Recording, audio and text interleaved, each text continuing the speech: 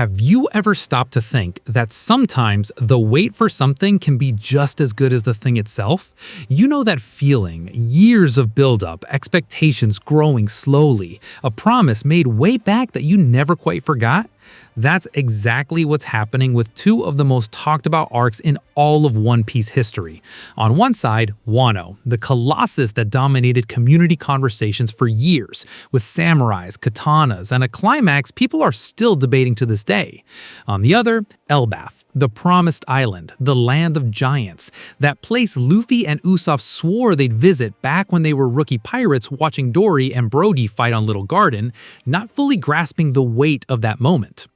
And look, we need to be real here. Comparing these two arcs isn't simple.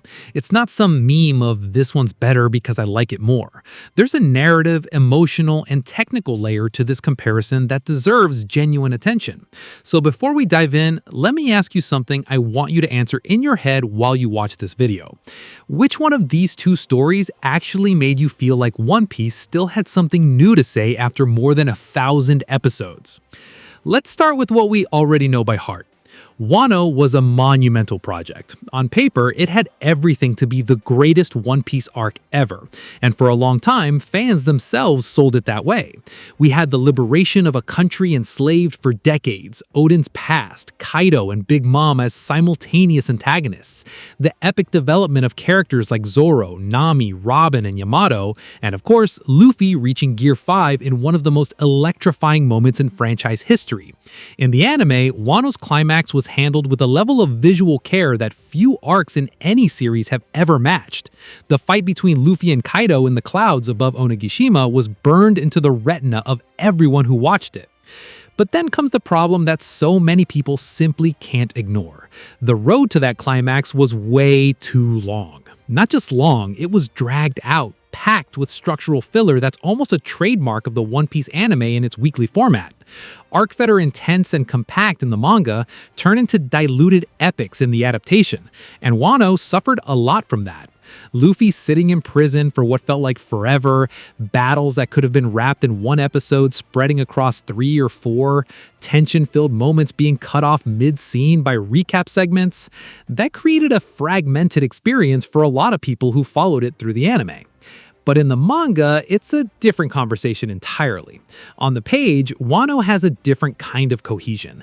The act structure works, the lore is dense, and Oden's arc is one of the most emotionally devastating things Oda has ever written. When you read it, you feel the weight of every single sacrifice. Take a breath and think about this with me. When was the last time a flashback inside an anime made you feel like every single second mattered? That the backstory of a supporting character was so rich you had to stop watching just to process what you'd seen? Kozuki Oden's flashback in Wano is exactly that. It's one of the most human chapters Oda has ever written. You take a character who showed up sporadically before, and suddenly you understand everything. His madness, his greatness, the reason he became almost a myth within his own story. Oden sailed with Roger, sailed with Whitebeard, discovered the true meaning of the Void Century before any other ally of the Straw Hats, and he died smiling in a boiling pot while holding up the men who trusted him. That kind of storytelling is what Wano does best, telling stories within stories, letting the weight of the world's history settle slowly onto the reader's shoulders. The final battle on Onigashima also delivers in terms of scope. The sheer number of simultaneous confrontations, each loaded with emotional context, is staggering. Zoro versus King with the revelation about the Lunarian clan, Sanji and his genetic transformation, Robin and Brook against Black Maria, Nami facing one of Kaido's subordinates in a moment that revisits everything she went through back in Arlong Park. Oda connected years' worth of narrative threads one after another. And Gear 5, of course, when Luffy died, or nearly died, and his heart started beating again in a different rhythm with that specific music, that cartoon aesthetic visual breaking the animation free from the chains of realism the series had maintained for decades, it was a moment of rupture. The Toei animation delivered it like a gift to the entire community that's been following the series since childhood. Now, the parts Wano didn't handle well. Kaido as a villain is fascinating in theory, But his resolution left a chunk of the fandom unsatisfied. A creature built up for years as the most powerful thing in the world, the one who cannot be killed, was taken down in a way that for a significant portion of the audience felt too rushed given all the setup that came before. Having both of them defeated almost in parallel also stripped grandeur from both moments. Neither of them got the individual send-off their magnitude demanded. And Yamato. Toei hinted at Yamato joining the crew for so long that when the character stayed behind in Wano, part of the community felt like they'd been left without an answer. That kind of open-ended plot thread creates a narrative noise that a lot of people are still carrying today as genuine frustration. One more point. Wano's political resolution was shallow. The story built up a nation oppressed for generations, and the liberation happened at a speed that didn't match the emotional weight of the journey. Momo becoming shogun, the samurais finally free, fine. But where was the depth of the consequences? Where was the texture of a nation actually rebuilding itself? So, Wano is a big arc, enormous even. But something enormous isn't always something perfect. Put yourself in this situation for a second. You made a promise to someone when you were 10 years old. A simple promise, almost naive. One day we'll go there. Life kept moving. Adventures kept happening. The world changed. You changed. But the promise stayed. And when the day finally came to keep it, how would you feel? That's the weight of Elbaf. Since the Little Garden arc back in the early days of the series, Usopp dreamed of visiting the land of giants. Not casually, he genuinely dreamed of it, with that childlike intensity of someone who wants to be brave before they understand what courage actually costs. And Luffy, being Luffy, echoed that dream. 2 decades later in real-world time, over 1,000 episodes of story, and the Straw Hats finally made it there. The Elbof arc began in the anime in April 2026 at episode 1156 with a historic change that separated Elbof from every arc that came before it in the adaptation. For the first time in 26 years of weekly broadcast, Toei abandoned the continuous release model and adopted a seasonal format.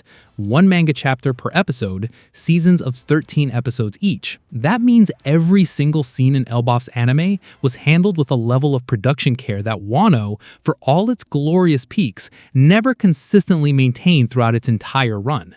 And what did Elbof bring narratively that justifies all that built-up expectation? First, lore. Elbaf is an island that sits at the intersection of nearly every central mystery in One Piece. The giants have connections to the Forbidden History, to Joy Boy, to Void Century events that haven't been fully unpacked yet. When the Straw Hats arrive in Elbaf, they're arriving at a place that holds pieces of the map leading to the end of the entire story. Second, Shanks.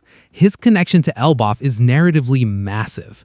The man who handed Luffy the straw hat, who was present at the very beginning of everything, finally starts having his story truly opened up, and his relationship with the giants, with Loki, the prince carrying guilt over a dark, unspoken incident, begins to shed light on who Shanks really is within One Piece's political and historical chessboard. Third, Imu. The supreme villain, the name kept hidden for so long, the true architect of the world that the Straw Hats need to destroy for the freedom Luffy preaches to actually be real.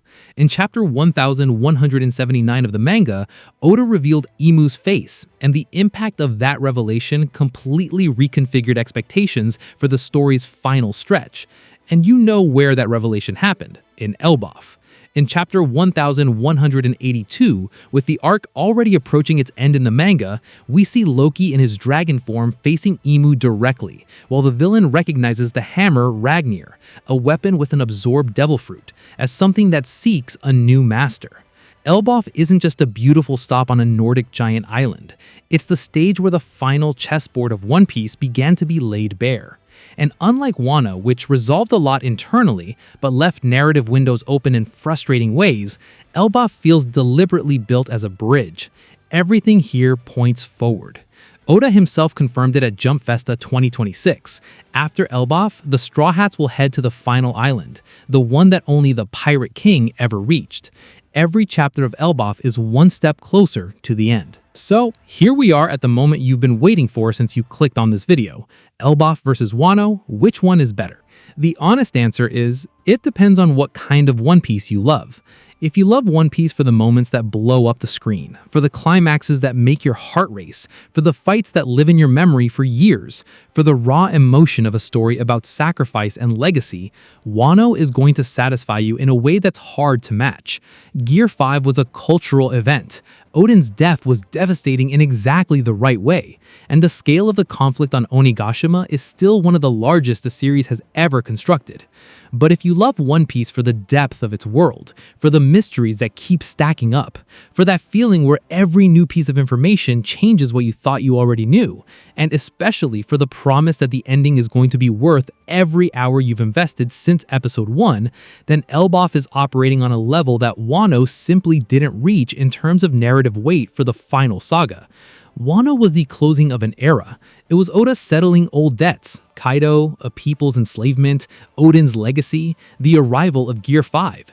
It's an arc that closes doors magnificently. Elbof is the beginning of the end, not in a melancholy sense, in the sense that this is where the puzzle actually starts coming together. It's the arc that will make you look back at Chapter 1 and finally see the thread that led all the way here. It's the arc that will make you understand why Oda spent decades planting seeds in places that seemed completely irrelevant. And there's one technical detail that separates the two in a completely objective way: the adaptation. Wano suffered in the anime because of an outdated production model. Elbaf arrived with the anime in seasonal format, 1 chapter per episode, cinematic production quality.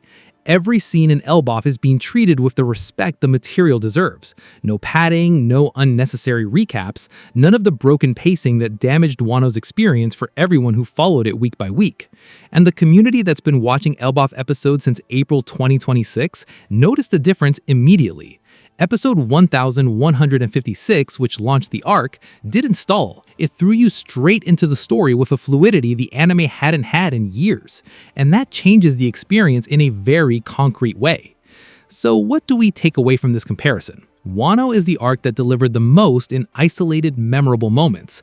Elbof is the arc that matters the most for the final destination of One Piece. One is the emotional peak of a long journey. The other is the opening of the final act, and there's so much more still to come. Oda confirmed it. After Elbof, the next stop is the last island, the one that only Roger ever set foot on, the one that carries the name of the treasure that named the series itself. And if Elbof is already delivering revelations of the magnitude it's delivered, with Emu exposed, with Loki on the board, with the world on the edge of total rupture, imagine what comes next. Imagine what One Piece is hiding on that final island. And here's a question I want to leave you carrying after this video ends.